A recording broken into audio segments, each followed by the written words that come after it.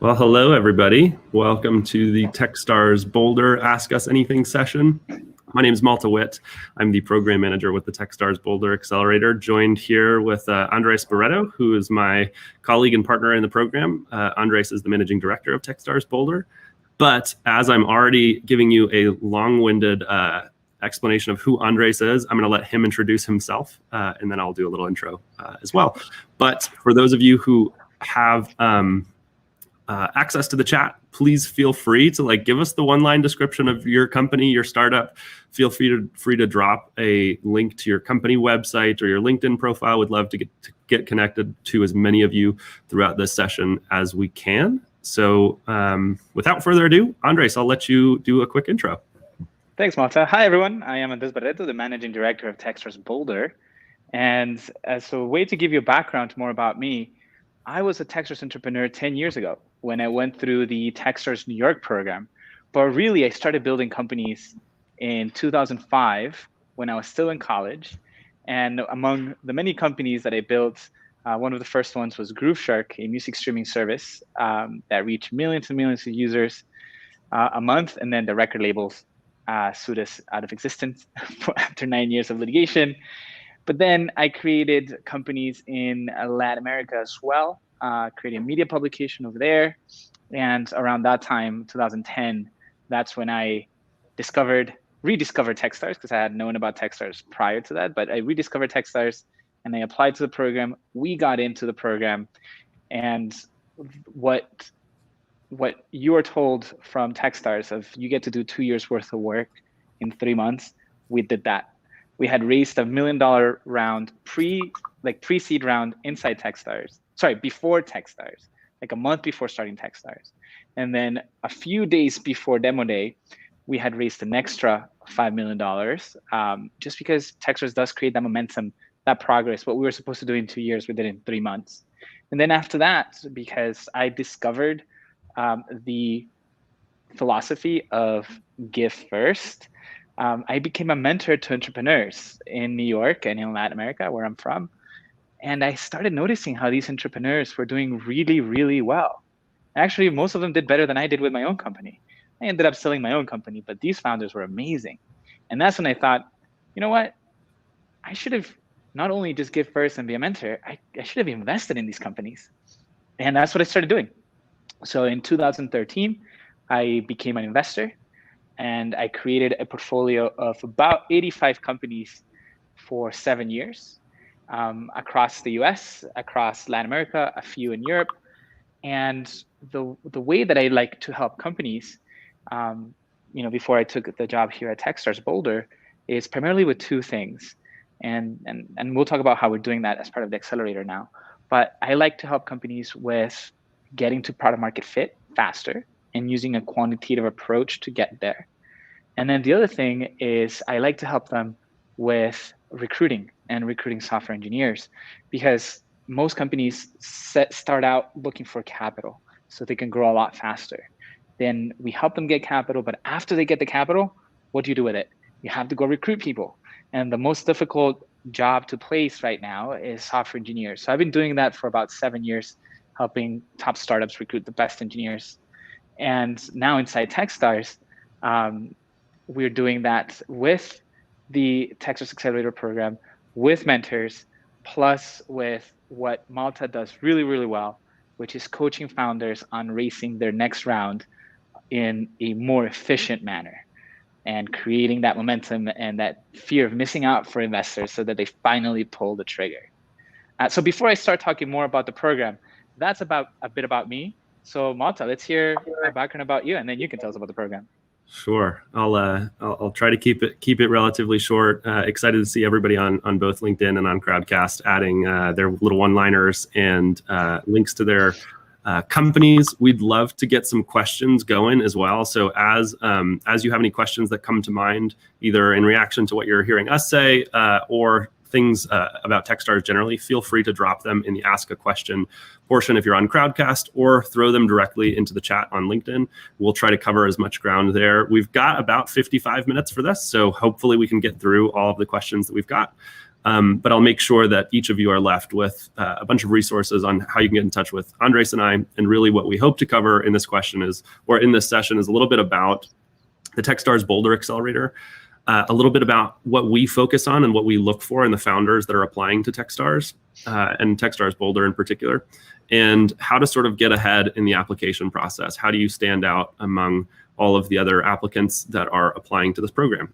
First and foremost, you're here, so that's always a great way to start getting ahead. So we appreciate you joining us today. But as Andres mentioned, where I typically focus on with founders and my role in the Techstars Accelerator, number one is keeping the wheels on this bus as the accelerator gets rocking and rolling.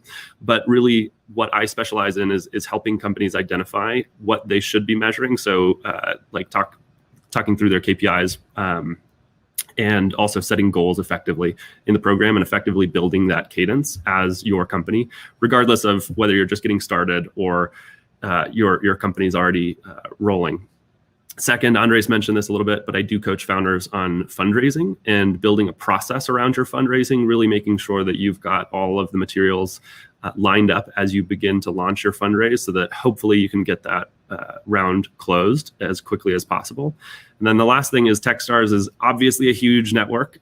So my job at Techstars is really to understand this network as well and help founders navigate this huge community.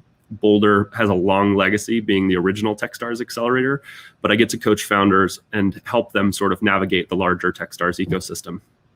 So without further ado, I'll let folks continue to drop questions in there, and Andres and I will sort of we'll start to cover some of those details in just a minute here, but I'll do the high level overview of sort of what is Techstars Boulder. Andres, I'll let you chime in a little bit on what types of companies we look for and sort of our focus as sort of an investment team here at Techstars. And I'll cover some high level timelines as well, and just what you can expect in terms of application deadlines, what the application process looks like, and then also a little bit about what the accelerator looks like. You know, what does it mean to actually be in a 13-week mentorship-driven accelerator? So first off, let's cover a little bit about Boulder at a very high level. So Boulder is the flagship Techstars Accelerator. We now run 46 accelerators across the globe. Techstars Boulder being a city accelerator, we are vertical and industry agnostic. So we focus generally on two categories. So number one, founder market or founder problem fit is something we love to see. This is probably going to be one of the first questions we will ask you in any sort of interview is why you, why your team, why is this the thing that you're passionate about solving? And then the second thing we look for is your ability to experiment and iterate quickly. So we believe that getting towards product market fit is an iterative cycle, and your ability to create and build micro sort of experiments that will hopefully get you further along that path of finding product market fit. So those are two things that I in particular are looking for. But Andres, I'd love to sort of get your take is if there's anything else that you look for, whether sort of a vertical or anything that you look for specifically in founders. Yeah, so in terms of vertical, we invest in any industry, in any vertical, and any geography.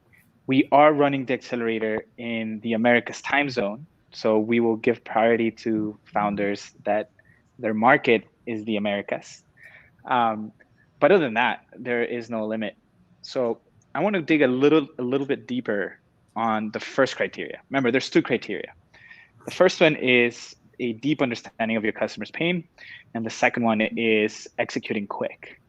On the quick execution, I think that's we can touch on that more, but that's pretty clear. It's just you do more faster, which is also a Techstars slogan. But on the really understanding the customer's pain, if we get the chance to speak, or if you book office hours with us, and you can book office hours, that's a little promo there. If you go to techstars.com/boulder, you will be able to book office hours. One of the first things that I will ask, or that I'm trying to figure out with you, is if you have found a problem. And finding a problem is very different from solving a problem or getting customers or a mailing list or letters of intent. Finding a problem is, have you listened to your prospective customers and really listened? Not sell them on anything. Don't pitch them on anything.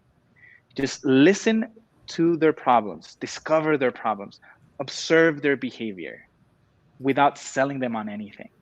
So if you have those conversations with prospective customers of finding problems, then you're going to have a better understanding. And also, when people are listened to, they appreciate it, and they'll probably become your customers when you do have something to sell to them or you build something for them. But it's very important to gather all that evidence of the problems that you found without selling them on anything. One way to do this is I recommend a book called The Mom Test. It's a handy guide on how to do these interviews and do them well. But one way that you can determine whether you found the people that have a problem, and this is the right market, and this is what I want to see in your application. When you talk about the problem, this is what I want to be able to conclude from your description of the problem. It should be ideally, in an ideal world, it should be a problem that the customer has a problem, right? They know they have the problem. So I made the mistake as an entrepreneur at talking to prospective customers that maybe they had the problem, maybe they didn't, but I convinced them that they had a problem because I was good at sales, or so I thought. And so after convincing them that they had a problem, I would then quantify it for them. I would go to a whiteboard and show them, look, you have this problem, right? Let me quantify how much it costs you. And then I would get them to buy it from me, the solution. But that's not what I'm looking for as an investor now. What I'm looking for as an investor now is the customer has a problem. They know they have a problem. They've quantified it themselves. And they're going to do something about it, whether it's with you or without you. And that's where the key of don't sell them on anything when you're doing the listening is, because you want to discover the people that even if you're not offering them a solution, they're going to do something about it. If they can afford to not do something about it, to just do nothing, if that is an option for them, it's going to become a very difficult uphill battle for you to get customers that retain. That means that they don't churn or they don't quit after a while. And so I learned this the hard way as an entrepreneur. I would get people past the finish line, and because I told them that they had a problem, I made them quantify the problem, and I told them my solution is the best thing for their problem, they would eventually cancel the service, the subscription, whatever it is that they were buying from me. So when we go deep in our office hours or in our first interview, even during the program, we work on this a lot, on identifying a customer's pain is really finding the problem, not just solving it or selling them on it. And that's going to be a lot of the conversations that we have in the beginning. And then after that, after you found the problem, that's when we look at speed of execution. And it doesn't mean that you have to nail it. It means that you do a lot of experiments in a short amount of time. And that's very easy to explain, but very difficult to do. That's why what we do is we just rank all the companies that we evaluate. And if you started your application, or when you submit your application and finish it, that's what we're going to be evaluating is, did you really find a problem? And are you experimenting quickly enough to solve it? I love it. Andres, I think you alluded to or dropped a lot of hints for some of the questions that we will be asking very early on in the interview stage. So I hope some of you were paying attention there, because that's exactly what we're going to dig into. But it also gets into this sort of quantitative approach to product market fit that you alluded to a little bit earlier. And maybe we can dive into that later on in this conversation.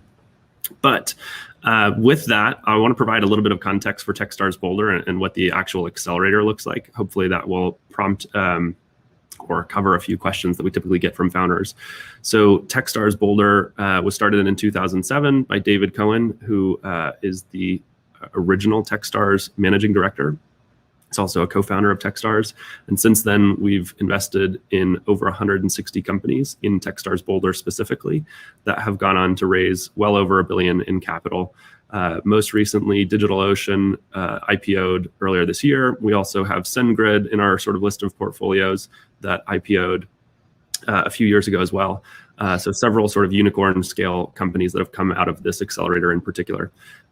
We invest in typically 10 companies every year, and the Techstars Boulder Accelerator runs once a year and currently kicks off in the beginning of January. So it's a 13-week accelerator, and Andres and I will be running this accelerator in a hybrid format coming up. So what hybrid format for us means is that there's going to be some in-person components in the beginning of the program, and there's going to be some in-person components at the end of the program. And then everything in the middle is going to be optimized for a remote experience. And really, what we want you to be focusing on is be where it makes most sense for you to be as a company. And also, hopefully, you're close to your customers in that case as well. But Andres, I guess with that, is there anything else that you'd like to add about what a hybrid accelerator looks like? Yeah, so what we are really designing for this time coming up is we're going to be doing an in-person session so that you will be bonding with the other founders in the program. We will be doing that in Boulder. Boulder, if you haven't been, is beautiful, and they have a lot of activities in the mountains that I am new to, but Malte will show me the way. But the idea is to have fun activities where the main driver of this is building relationship with the founders in the program. And then you will go to wherever your business needs you to be. If you already live in Colorado or your business makes sense for you to, your customers are here, your team is in Colorado already, great. You can stay here and you get the support as well. But if your business is not in Colorado or your team is somewhere else, and the best thing for your company is to go to wherever you need to go, we'll be able to support you there as well. So a lot of the interactions that happen in terms of mentorship, workshops, talks, they will all happen remotely. And that's the work aspect of it. And then at the end of the program, we will meet again in person for events centered around investors and the local community of mentors and investors that have supported Techstars for over a decade. And for those of you that are raising money or capital at that point, this is what gives you the initial push towards creating momentum with the round that if you decide to do a round at that time, you'll be able to have that momentum with the friendly investors that have been supporters of the program for over a decade. And so what we want to do is create the best of both worlds in which the team bonding happens in person. That's the social aspect. And then the work aspect, the working on your business aspect happens remotely. So it's more efficient and more convenient for you and your business. Love it. And what the actual accelerator looks like for the 13 weeks that you'll be spending with us. So Andres and I, beginning when you essentially submit an application, some of that work will launch with us. We'll be connecting regularly at that point. And when the accelerator starts, really the first month of the program is where we focus on sort of this building a mentoring relationship and starting to navigate the Techstars network. The second month of the program, we're really focused on traction and growth at that point. And then in the third month of the program, leading up into this demo day event and sort of the investor interactions that Andres alluded to, we shift a little bit of the focus towards storytelling. So how do you tell a really effective story for your business while also continuing to grow your traction and also preparing for fundraising if that's what you're going to be doing at that point? There is no expectation that you go and fundraise by the end of the Techstars Accelerator. Andres and I will be there for you whenever you do decide to cross that bridge. So don't feel any pressure to be raising around demo day. A lot of companies do just leverage that experience and that spotlight to build investor traction towards the end of the program. So at a very high level, that's what the 13 weeks look like. First month is focused on mentorship and establishing some solid practices as a business. Second month on traction. Third month, more traction, some storytelling, and some fundraising preparation. So at the highest level, I think that's sort of the background on the program there. But I guess, Andres, we've got a bunch of questions here dropped into the chat. So I think we should just go ahead and start answering some of those. What do you think? Let's do it. Awesome. So I'm going to ask the first question. It's related to KPIs. So I'll throw it to you first, and then I'll add anything else that I often coach founders on there related to KPIs. But this question is from Rebecca. What are important KPIs for startups that are pre-launch? Customer interviews. Because you don't have anything in terms of behavior in your application or in your business or whatever it is that you're selling or doing, you at least want to be able to analyze the behavior that your customers are doing or potential customers are doing without you. So that if you talk to 100 people and out of those 100 people, only 2 have a problem, they know they have a problem, they've quantified the problem, they're going to do something about it. that's fine, because now you can grab those 2 people, look at their background, look at their shared features, behaviors, whatever it is, and go find 5 more people like that. And you do the same thing. You interview them to listen and observe how they're tackling a problem, and then you learn from that data, and then you find 100 more like that. Actually, you don't even need 100. If you have 10, now you can start building for those 10. Even if you have 1, and I've had founders, very successful founders, that their 1 was themselves. So they started building for themselves, and then they went to 2, and then to 3, and then 50 million in a progressive exponential way. But pre-launch, the real work is identifying the true problem that people are desperate to solve, and they're going to do something about it with or without you. Couldn't agree more. And as a preview for the program itself, one thing that we're often having founders track is the number of customer conversations that they're completing as well.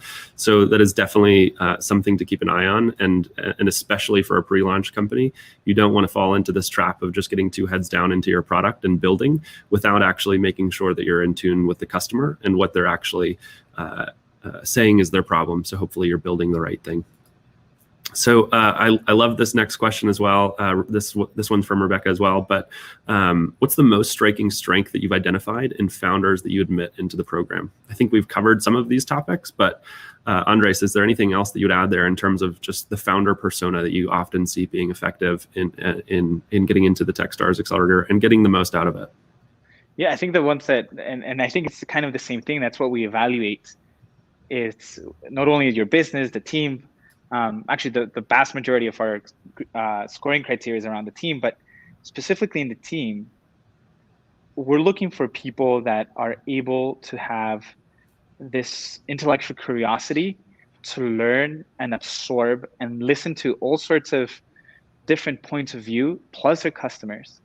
And the founders that I've seen that are the most successful getting in and getting the most out of the program are those founders that have that growth mentality, that learning mentality. The founders that I say, hey, you should take a look into this blog post or this book that tackles that thing. They go read it, they implement, and they come back and say, this is what I learned, this is what I did. So that's open mind to always be learning. I think it's the one that makes founders less likely to give up in the middle of the journey or have their companies fail, because they know exactly how to implement what they're learning. I think that's a great response. The only thing that I would add there is we often say that your biggest advantage as a founder is your ability to execute quickly and your ability to focus. So something that we often are evaluating founders on is how focused are they in the approach that they're taking, either in product development, in discovery, or in execution and growth. So there are so many distractions to you as a founder, lots of shiny objects for you to pursue and rocks to uncover and overturn, but your ability to focus on those and sort of move to the next milestone quickly is often what we're looking for in those founders as well. And I think Andres mentioned this as sort of this like play like a champion mindset. You take every opportunity that you have that's in front of you, especially during the accelerator, because you're going to have a lot thrown at you. But the founders who are able to take the pieces that they like, disregard the rest, and then kind of keep moving on and growing their business is often what we're looking for in that sort of founder skill.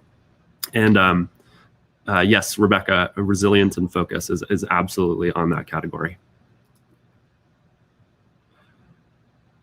Okay, we've got the next question here from John. If we have already applied, can we change our application before the deadline? We have a new prototype. John, the answer is yes, absolutely. You can go in there and edit your application.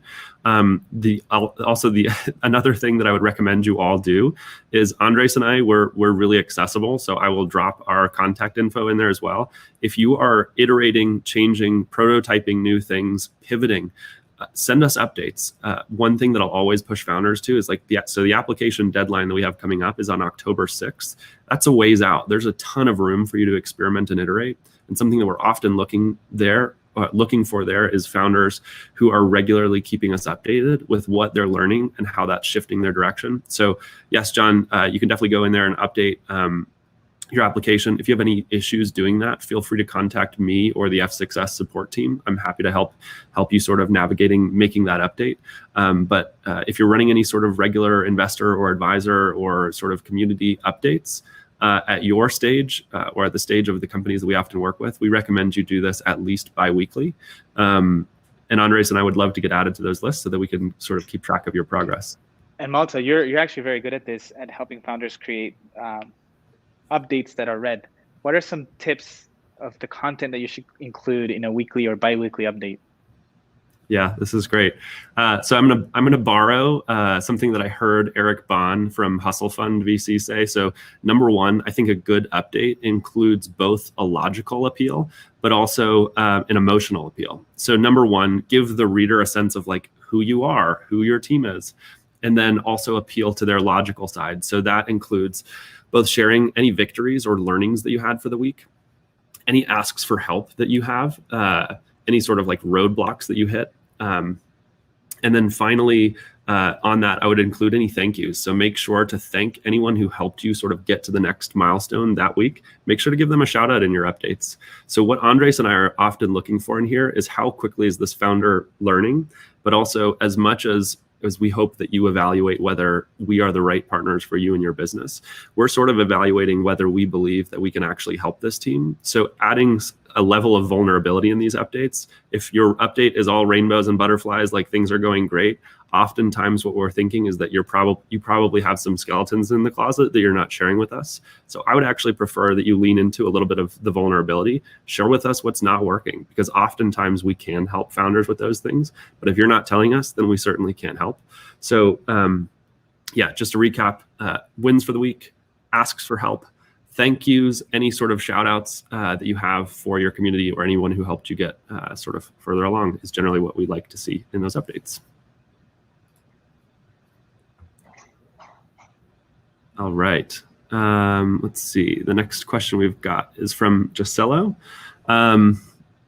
We Boomerang have an email commerce platform for entrepreneurs, companies, and brands that want to expand internationally through a payment gateway. How can we get investors to accomplish both of these? And how can you help us reach that or connect with people who can? So Gisela, if I'm understanding your question correctly, what you're asking is how can we help you identify the right investors for your company? And so Andres, do you want to take a first stab at this one? Yeah, that's actually one of the things that that makes the Techstars approach to mentorship-driven acceleration work really well. And touching on the investor updates, sorry, the weekly updates or bi-weekly updates, by having a group of mentors that are involved in helping you and your success, what that does, it's not just the managing director and Malta connecting you to investors, it's a whole community connecting you to investors.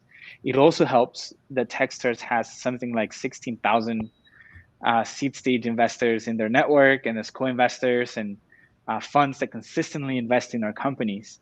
That also helps. But also the founders that have gone through the program, they're also a source of introductions. And in the process, like in the investment process that we have, we help you optimize for that so that you have a very clear list of people to go after based on their investment thesis and the stage of your company. And you also have a way to get introductions to them. And if you can't get an introduction to them necessarily in the first degree network of your particular mentors in the program, we have 50 other programs with 50 other managing directors. With multiply the number of mentors, we can find a way. And even if you have to do a cold email, we'll help you write cold emails that get answered. That's great.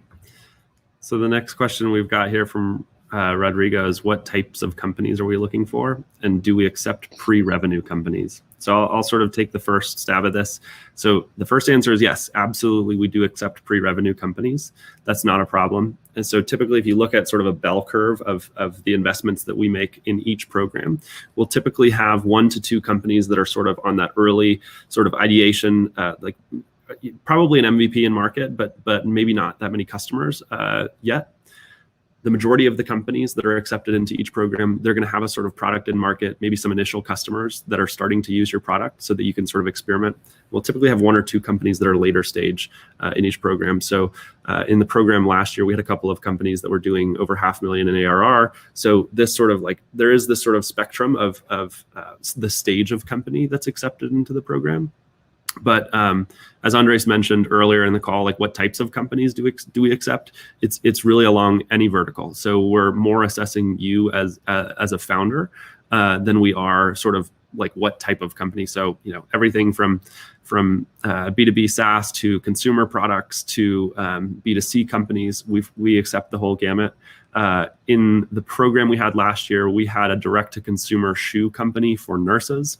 We had a cybersecurity company. We had a developer tooling company as well. So there is sort of this whole spectrum of the types of companies you'll see in each Techstars class. In the past, we've had a bed sheets company. We've had a company that was doing space tugboats. So really, it is along. When I say any vertical, we really do mean that. Andres, anything you'd add there? Yeah, in terms of also like what happens if I have already raised money or have raised no money. In our most recent class, we had a company that had raised about $700,000 before joining the program. I had raised $1 million before joining the program, but we've also had companies that had raised nothing before joining the program, that in fact they were employed right before starting the program. They had been working on their business on the side, nights and weekends. They quit their job, were the first investor. So I don't think there is a particular amount of funding required from 0 to infinite. I do think that there is a limit in terms of, at least for the Techstars Boulder program, a limit in terms of bandwidth for the founder or the CEO. And that is, if the founder is today spending more time with their employees and their VPs and their C-levels than their customers or their product, it's going to be very hard to iterate and move at the speed that other companies are moving, do 2 years worth of work in 3 months when they have to move a very large team into doing things on a week-by-week basis. That is a struggle. But except for that, there is no limit in terms of making the most out of this program. Yeah. Well, I've got a question here from someone tuning in from LinkedIn. So this one is from Anurag, and he asked, do we accept solo founders? Would love to get your take on solo founders, Andres. Yes, we do. We have. Just the most recent class, I believe we had 2 solo founders when they started. What as Techstars we like to say is we will take solo founders, but not alone founders. And that means that by the time you start doing the program, it is very difficult to predict and to imagine the amount of work that you're going to be doing and the intensity of it. After the 3 months, you're going to think back and be like, wow, I can't believe I did all of that in 3 months. But if you're alone doing all of that, it will be very, very, very difficult. It's very likely that you will break. So what we help you do before that happens, or before the program starts, if you get in, is we will coach you so that you can build a team around yourself. Doesn't have to be co-founders, but just do have a team around yourself. That's great.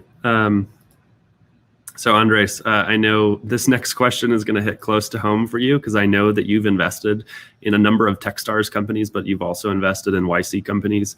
You've helped companies get into YC. You've helped companies get into Techstars. So would love to get your take on how is Techstars different from Y Combinator? I think the biggest difference is that we take a mentorship-driven approach to acceleration. Y Combinator does not take a mentorship-driven approach, and that is their strategy. It's not to have mentors. I think by having mentors, what we do is we build the network and the connections and the support mechanism that you would naturally build over the course of your business. It would take you years to build that, but we cram it all together and do it in those 3 months. In fact, we do it in the first couple of weeks, because that's when you get introduced to everyone. And also the mistakes you are going to make on your own over the next couple of years, because we have our mentors plus our alums and the program team themselves, we help you identify those gaps or those problems before you make them, or at least have you work on them or be aware that you're going to be facing those problems early. And I think that's the biggest difference in approach. Yeah. The only thing that I would really add there is so Techstars obviously has accelerators across the globe, both vertical focus and industry focus.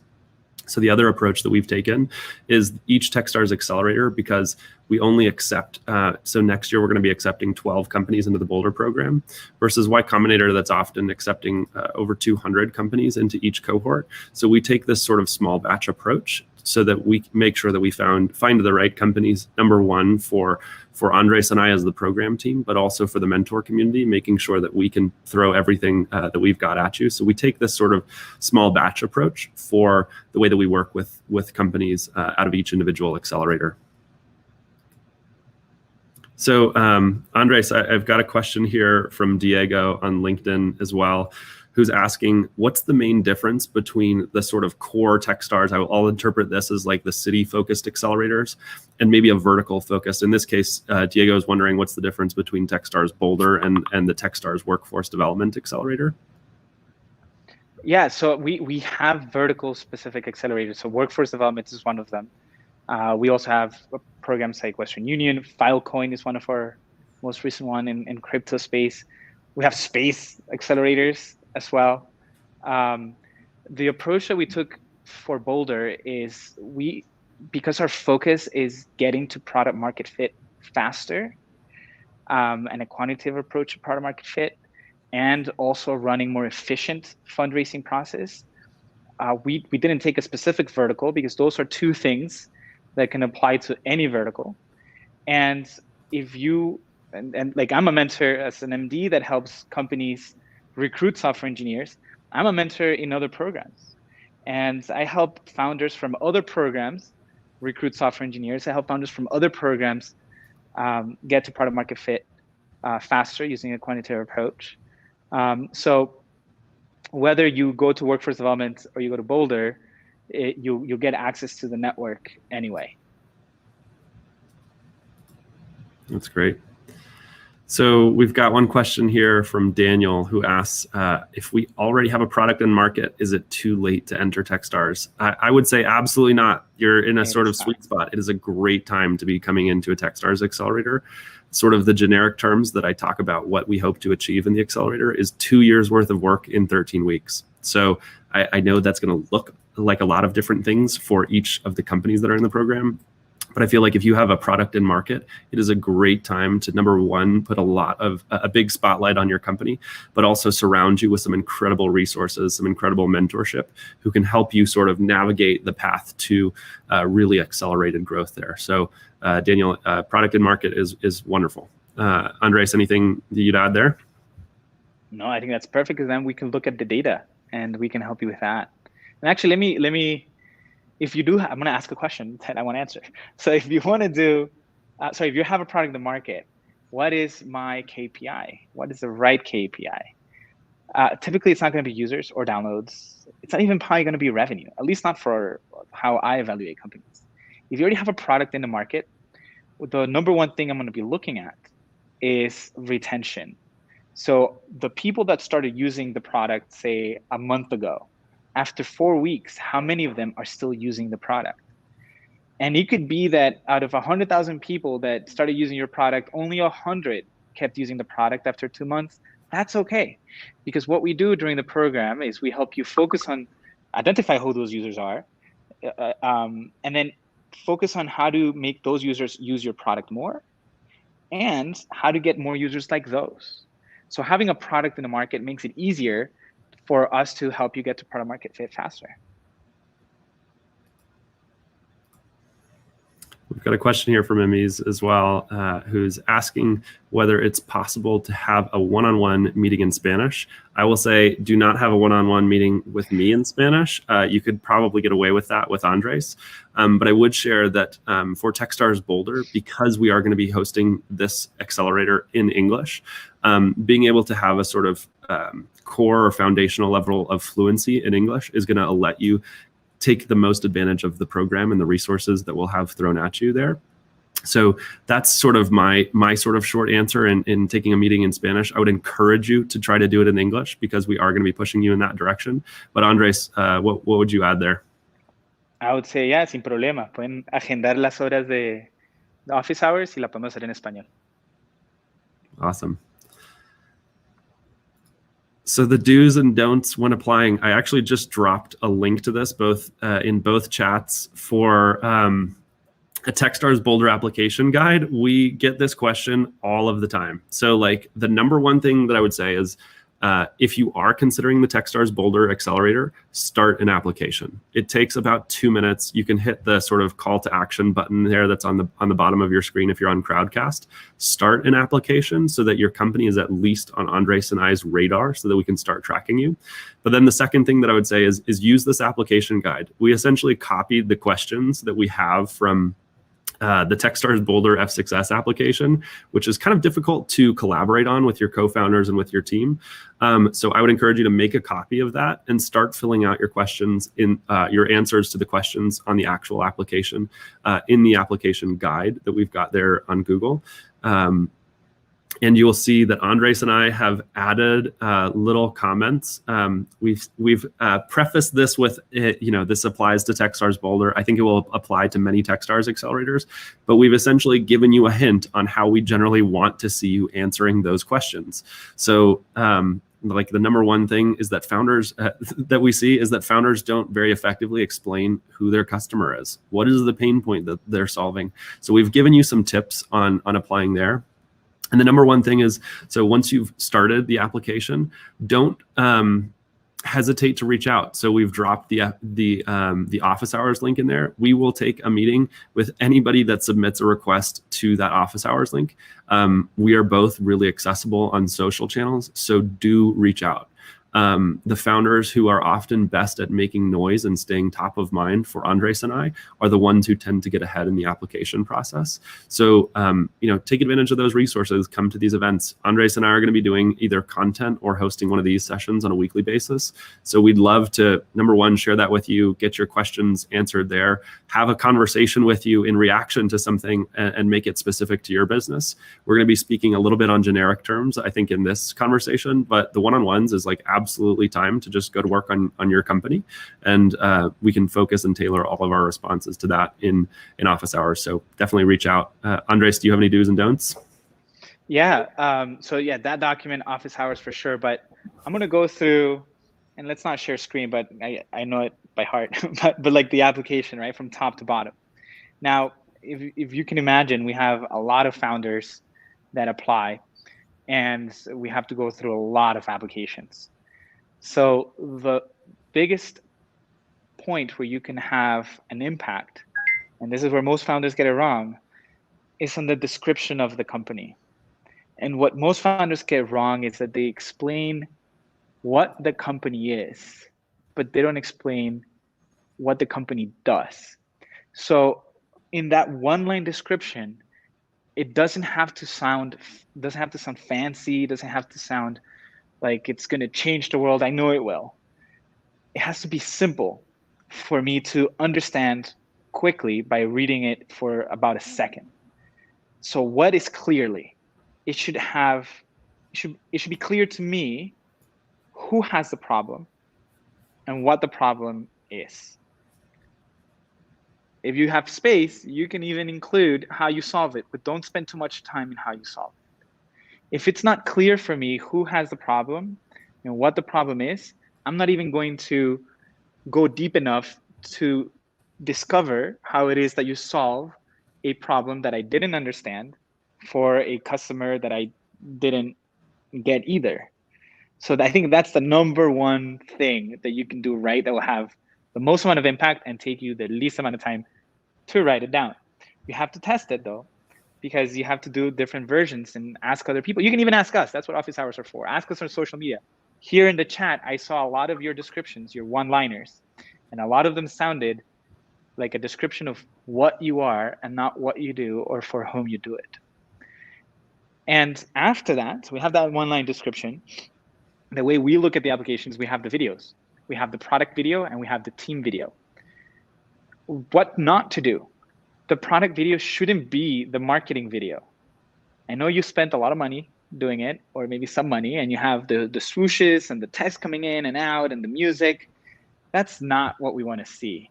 We want to see from the founder product perspective. It could be a Loom video, a screencast, just you and your voice going through how the product works. And I went through Techstars with a product that worked half the time. It doesn't have to be perfect. It's just kind of to see how you think about product. That's what we want to see, not the fancy music with the moving things, like none of that. And then on the team video, I know you want to pitch your company and you want to talk about the company, but we have an entire page of information about the company. Make sure that you talk about your team. And one question, the first question we usually ask every time we meet a founder for the first time is, tell me the story behind the story. You could have built any company. Why did you decide to build this? What happened before you said, I want to build this? How did you meet your co-founders? I want to hear what I'm not going to be able to read from your pitch deck on your website, or even the application overall. And then after that, that's when you get to the meat of the application, and that's where we have the Google Doc that we pasted here already, that has like the cheat sheet on how to answer those questions. But having that description, having those videos the right way will take you very, very far. That's great. And so I dropped a link to this in the chat as well. Our colleague Saba Karim, who's our global pipeline and sourcing manager, he just launched a product on a product hunt yesterday that is literally just to help founders develop a better 42-second elevator pitch. And so if you haven't done that, I'm sure Saba would appreciate you checking it out. But it's an awesome pitch guide on just how to improve the way that you talk about your company and sort of deliver the message of the pain point, your customer, and how you're solving it. So I would highly encourage you to check that out. So Andres, the next question that we've got here from Mateo is a great one. So he's talking about whether you have to educate your market and how do you balance educating your market and being a first mover if you're sort of in a really innovative product development space? Yeah, if you have to educate your market, it is going to be one of the most painful ways to get to product market fit. So usually when you have to educate the market, is because the market maybe doesn't have a problem, or they have a problem and they don't know they have a problem, or they have a problem, they know they have a problem and they haven't quantified it, or maybe they have and they can get away with not doing anything about it. So that's when you're going to be pushing the boulder uphill. If you're finding yourself in that situation today, have an open mind, start talking to potential customers without selling them on anything, and find the problem where doing nothing about it is not an option. That will make your life a lot more easy in this entrepreneurial journey. So we've got a great question here from, it looks like Johnson James at Skillfully. And this one, I'm surprised that it hasn't come up yet, but it's sort of related to the deals, the terms of the Techstars deal, and how Techstars views companies that have already raised a round of funding. Yeah, that's a great question. So we have companies that have raised $1 million before getting into the program. We've had companies that have raised $3 million before doing the program. That's why we split our deal into two parts. We have a $100,000 convertible note that is optional. Companies that have raised significant funding choose to not take that. The valuation for that convertible note is between $3 million and $5 million. So companies that have raised on a $10 million cap, they typically don't take the note. It's an option. You can take it or not take it. And then the remaining 6%, that is common stock. That is the same stock that entrepreneur has, your employees have, advisors have. That's not typically the stock that investors have. And you'll hear investors say that they're founder friendly. The reason why I really like the Techstars approach and why I took the deal, despite having received $1 million from top VCs in Silicon Valley and New York and Boston, is because Techstars was going to have the same incentive that I was going to have with common stock. Because if push comes to shove, preferred stock is going to go for their interest, and common stock is going to go for the common interest. And so Techstars takes 6% of common stock in exchange for the acceleration program, the mentor network, the alums, the investor network, the $2 million plus in perks, including $200,000 in AWS and GCP. And because in any transaction of common stock or preferred stock, but common stock, there needs to be something attached to it, there's an additional $20,000 cash. But companies that have raised significant funding, they'll just do the common stock and that's it. So that's why we made it flexible, so that anybody can participate independent of how much money they raised. That's great. And Andres, how do you view companies that don't have a technical co-founder? It really depends on what they're building. If they're building a tool for developers, then that's a problem. If you're building something like we had in our most recent class, we had Gales, which are shoes for nurses. Having a technical co-founder, not so relevant.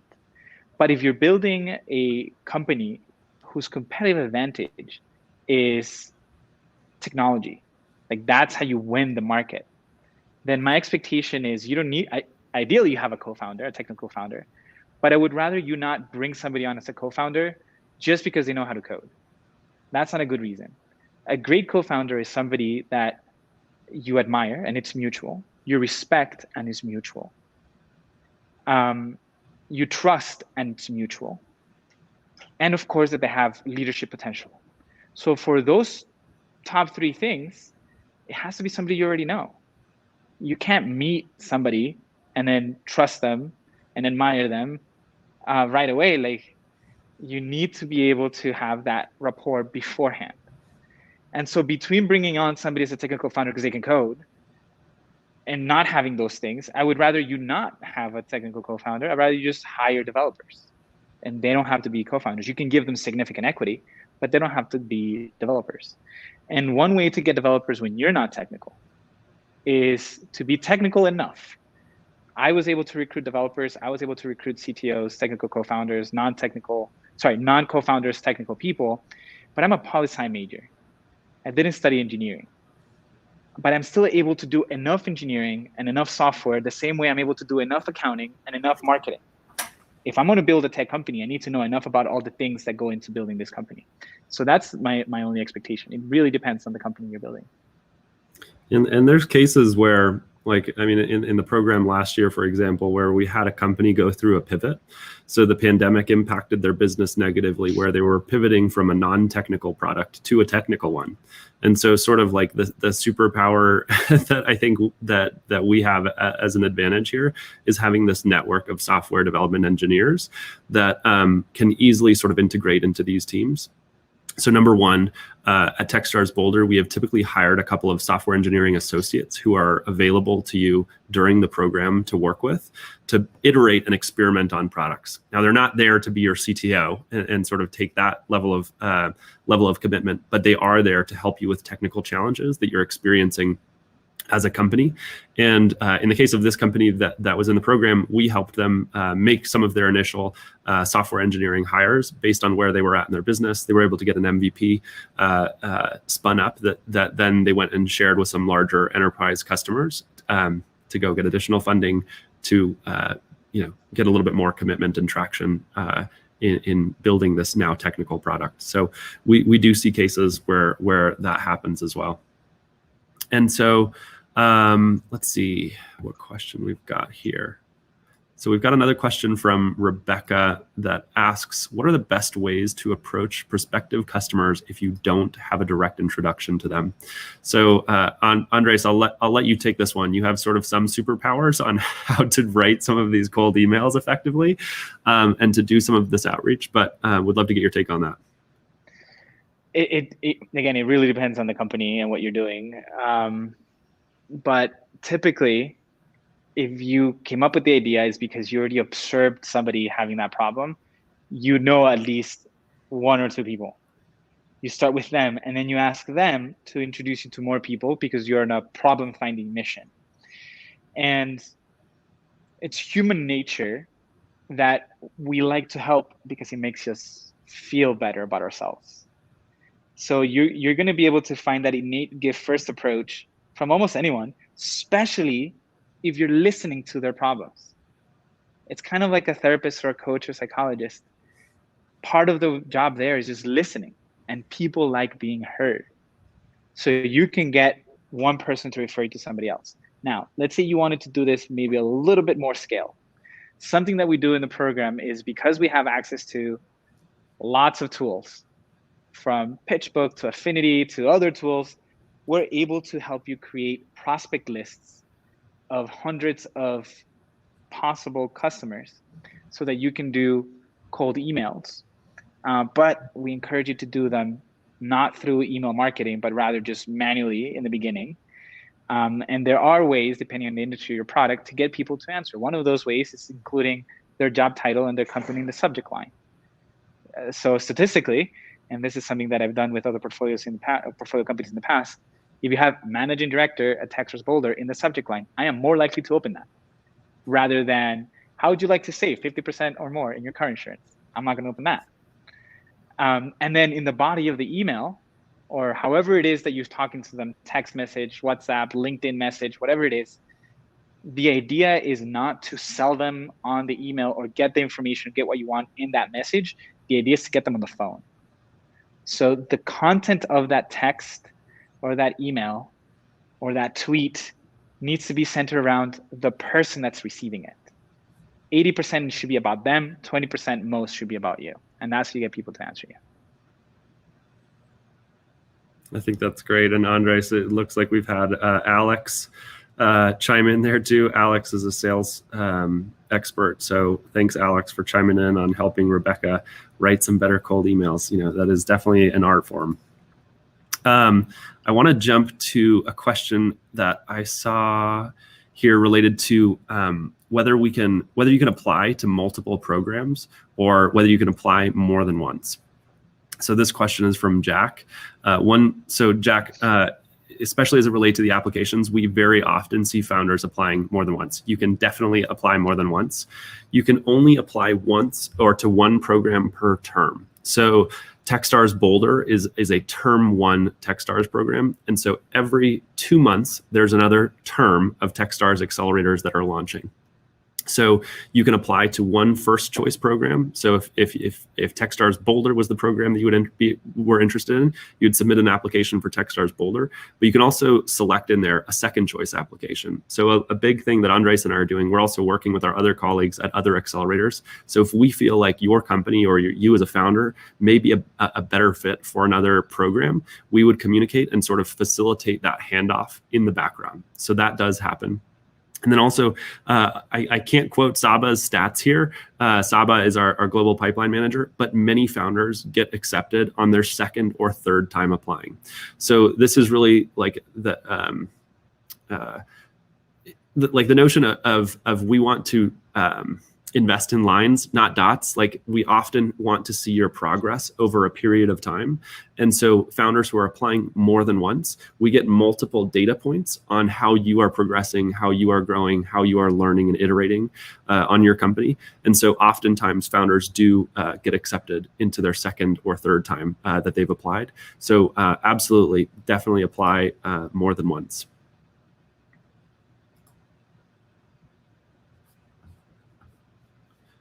So we've got a question here from LinkedIn as well that asks whether this is a full-time program. And so absolutely. So our expectation of you, and especially your co-founders, that as the Techstars Accelerator starts, you are full-time 100% on this business that you are starting. You may have early part-time employees, that's okay. But all of the co-founders, they are fully engaged in this business. So we see everything from founders who have been working full-time on their companies for multiple years leading into the accelerator. And we also see founders who go full-time 2 weeks before the accelerator happens to start. So we'll see the sort of full spectrum there. And oftentimes, this Techstars deal does come with an investment component.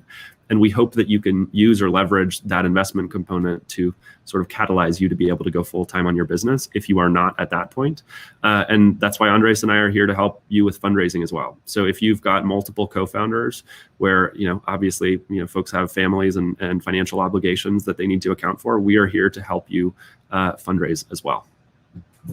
So with that, I know we're out of time. We want to respect the time that you gave us today. I will go ahead and drop the links for Andres and I and booking office hours. So please, please, please go ahead and use those office hours links. We'd love to connect with you one-on-one. You can find us on LinkedIn. You can find us on Twitter. Please don't hesitate to reach out. We accept any and all cold inbound there. So appreciate the time that you gave us today. And we're looking forward to hopefully getting to know some of you better in the weeks ahead. See you around. Bye-bye.